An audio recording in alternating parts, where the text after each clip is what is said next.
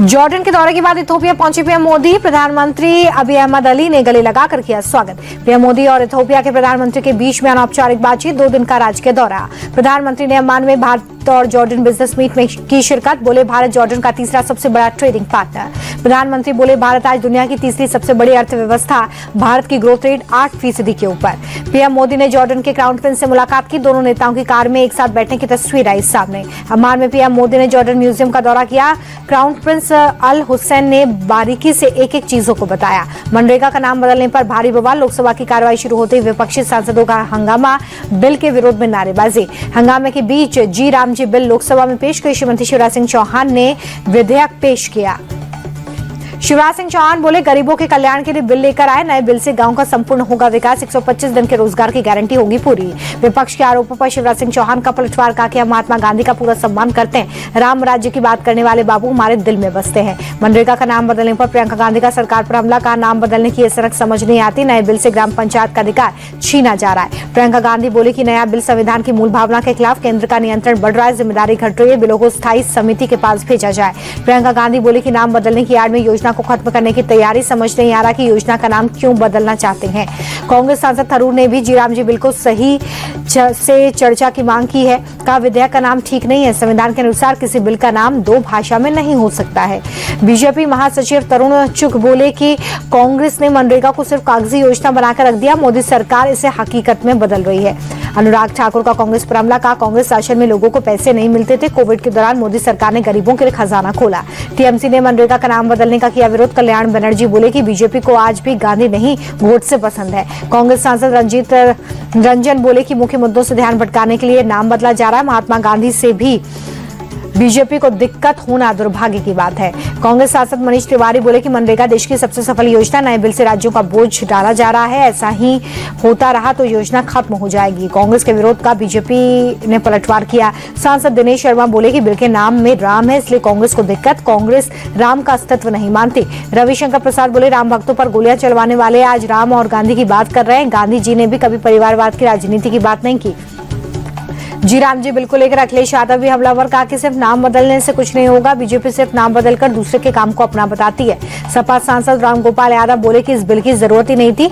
BJP शुरू से ही गांधी की विरोधी रही है। इसमें नाम बदलने के सिवा कुछ भी नया नहीं है। मनरेगा का नाम बदलने को लेकर संसद परिसर में विपक्ष का प्रदर्शन। प्रियंका गांधी की अगुवाई में पोस्टर बैनर लेकर नए बिल के खिलाफ नारेबाजी।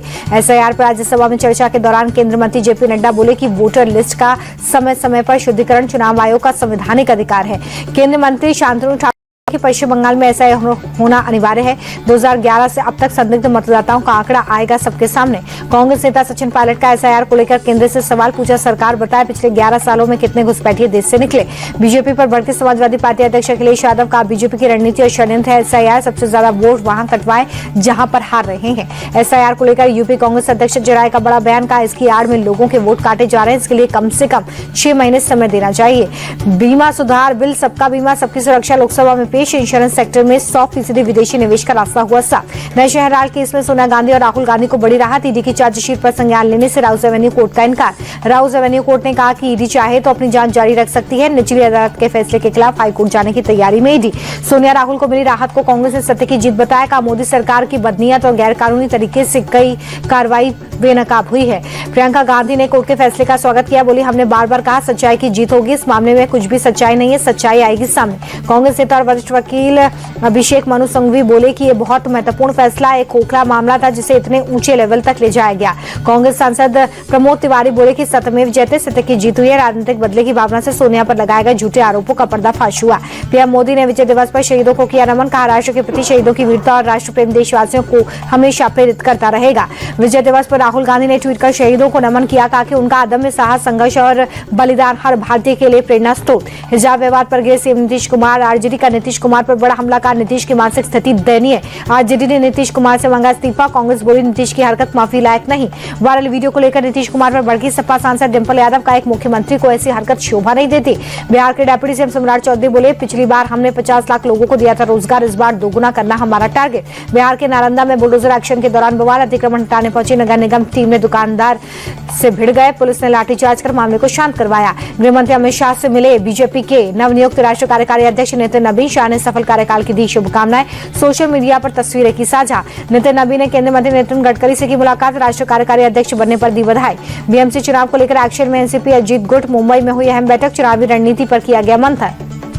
अमृतसर, श्री आनंदपुर साहिब और तलवंडी साबू पवित्र शहर घोषित। पंजाब की मान सरकार ने नोटिफिकेशन किया जारी। पंजाब के मोहाली में कबड्डी मैच के दौरान मर्डर सेल्फी के बहाने हमलावरों ने कबड्डी प्रमोटर राणा बलाचौरिया को गोली मारी। बम्बिहा गैंग ने हत्या की जिम्मेदारी ली। कर्नाटक में भ्रष्टाचार के खिलाफ लोकायुक्त का एक्शन। ग्रामीण पेयजल स्वच्छता विभाग के कार्यकारी इंजीनियर रूपला नायक के ठिकानों पर छापेमारी। शिवमोगा समेत 4 जगहों पर रेड। हरियाणा के नूह में शादी समारोह के दौरान बवाल। महिला डांसर से बदसलूकी के बाद जमकर पिटाई, जमकर लाठी डंडे चले। राजस्थान के जालौर में दिन दहाड़े ज्वेलरी शॉप में लूट की कोशिश। दुकानदार के शोर मचाने पर लुटेरे भागे। पूरी घटना कैमरे में कैद हुई। छत्तीसगढ़ के बीजापुर में सुरक्षा बलों को बड़ी सफलता। 34 नक्सलियों ने किया सरेंडर। 26 नक्सलियों पर 84 लाख का इनाम था। थाईलैंड से रिपोर्ट कर भारत लाए गए गोवा अग्निकांड के आरोपी लूथरा ब्रदर्स। गोवा पुलिस ने दिल्ली एयरपोर्ट पर ही ली कस्टडी। जम्मू कश्मीर के उधमपुर में आतंकियों से मुठभेड़। सुरक्षा बलों ने इलाके को घेरा। सर्च ऑपरेशन जारी। पहलगाम मामले में एनआईए से चार्जशीट दाखिल। एनआईए ने हमले के पीछे पाकिस्तान का हाथ बताया। काला लश्कर का टॉप कमांडर साजिद जट मुख्य साजिशकर्ता। कश्मीर में सीआईके और पुलिस की कई जगहों पर रेड। आतंकवाद से जुड़े कई मामलों में एजेंसी की छापेमारी। लखनऊ में थार पर चढ़कर रील बनाने वाला इंटीरियर डिजाइनर गिरफ्तार। खतरनाक स्टंट का वीडियो वायरल होने के बाद पुलिस की कार्रवाई। बरेली में पुलिस को मिली बड़ी कामयाबी। मुठभेड़ में 2 शातिर लुटेरे गिरफ्तार। जवाबी कार्रवाई में बदमाशों के पैर पर लगी गोली। प्रयागराज में 12वीं की एक छात्र वंशराज सिंह पर बदमाशों ने जानलेवा हमला किया। घर से सामान लेने निकले छात्र को हमलावरों ने लाठी डंडों से पीटा।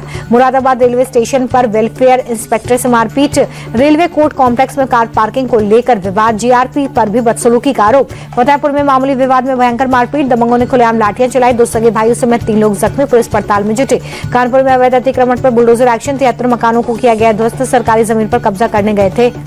भीषण कोहरे के चलते फतेहपुर में दर्दनाक हादसा। ज्ञात वाहन ने बाइक सवार 2 युवकों को रौंदा। एक की मौत, एक की हालत गंभीर। उन्नाव में हाईवे पर सड़क हादसा। टायर फटने से अनियंत्रित होकर कार डिवाइडर से टकराई। 4 लोगों की मौत। दिल्ली एनसीआर में खतरनाक हुआ प्रदूषण। कई इलाकों में AQI 400 के पार। धुंध की मोटी परत। बढ़ते प्रदूषण को लेकर दिल्ली सरकार का फैसला। गुरुवार से BS6 वाहनों को ही दिल्ली में मिलेगी एंट्री। पोल्यूशन सर्टिफिकेट न होने पर फ्यूल भी नहीं मिलेगा। दिल्ली के पर्यावरण मंत्री मनजिंदर सिरसा ने दिल्ली में प्रदूषण के लिए माफी मांगी। कहा कि किसी भी सरकार के लिए 9 से 10 महीनों में AQI को कम करना संभव है।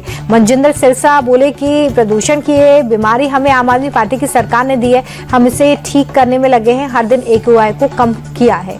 कंस्ट्रक्शन मटेरियल लाने वाले ट्रक पर बुरी तरह से रोक है। कंस्ट्रक्शन मटेरियल के साथ पकड़े जाने पर ट्रक सीज कर भारी जुर्माना भी लगाया जाएगा। वायु प्रदूषण के खिलाफ अनोखा प्रदर्शन। कांग्रेस सांसद वामसी कृष्णा इलेक्ट्रिक बाइक से पहुंचे संसद। कहा कि पोल्यूशन के खिलाफ जागरूक करना है मकसद। मथुरा में घने कोहरे के चलते दर्दनाक हादसा। यमुना एक्सप्रेसवे पर 7 बस 3 कारों की भिड़ंत। भीषण टक्कर के बाद बसों में लगी आग। सीएम योगी आदित्यनाथ ने मथुरा हादसे का संज्ञान लिया। अधिकारियों से मौजूदा हालात की जानकारी ली। मृतकों के परिजनों को 2-2 लाख का मुआवजा देने की घोषणा। मथुरा के यमुना एक्सप्रेसवे पर भीषण हादसे पर पीएम मोदी ने दुख जताया। प्रधानमंत्री राष्ट्रीय राहत कोष से मुआवजे का ऐलान। मृतकों के परिजनों को 2-2 लाख और घायलों को 50-50 हजार की आर्थिक मदद।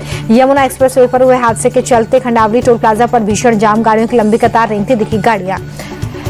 उत्तर भारत में ठंड और कोहरे का कहर। कोहरे के चलते कई ट्रेनें रद्द। यूपी के कई जिलों में भीषण कोहरा। अयोध्या में भी ठंड और कोहरे की डबल मार। शहर के कई हिस्सों में घना कोहरा। विजिबिलिटी हुई कम। कश्मीर घाटी में शीतलहर के साथ कोहरे का प्रकोप। तापमान में भारी गिरावट से श्रीनगर में जबरदस्त ठंड। शहर के कई हिस्सों में स्मॉग की मोटी परत।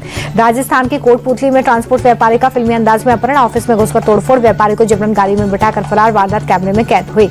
बिहार में ताबड़तोड़ बुलडोजर एक्शन। छपरा में नाले और सड़क के किनारे से अतिक्रमण हटाने में जुटा प्रशासन। पश्चिम बंगाल के खेल मंत्री अरूप बिस्वास का इस्तीफा। कोलकाता के सॉल्ट लेक स्टेडियम में फुटबॉलर मेसी के कार्यक्रम में बवाल के बाद पद छोड़ा। भोपाल के कुला रोड पर भीषण सड़क हादसा। 2 गाड़ियों के बीच में भिड़ंत। 6 लोगों के जख्मी होने की जानकारी। घटना कैमरे में कैद हुई। अयोध्या में राम मंदिर पहुंचे सीएम योगी आदित्यनाथ। रामलला के दर्शन कर आशीर्वाद दिया। हनुमानगढ़ी भी पहुंचे सीएम योगी। मंदिर में पूजा अर्चना कर बजरंगबली का आशीर्वाद दिया। गिरावट के साथ बंद हो गया शेयर बाजार। Sensex 534, Nifty 167 लुढ़का। एमआरके डॉलर के मुकाबले रुपए में 26 पैसे की गिरावट। $1 की कीमत 91 रुपए 4 पैसे। 24 कैरेट सोने की कीमत में 1113 रुपए की गिरावट। 10 ग्राम सोने का रेट 1,32,136।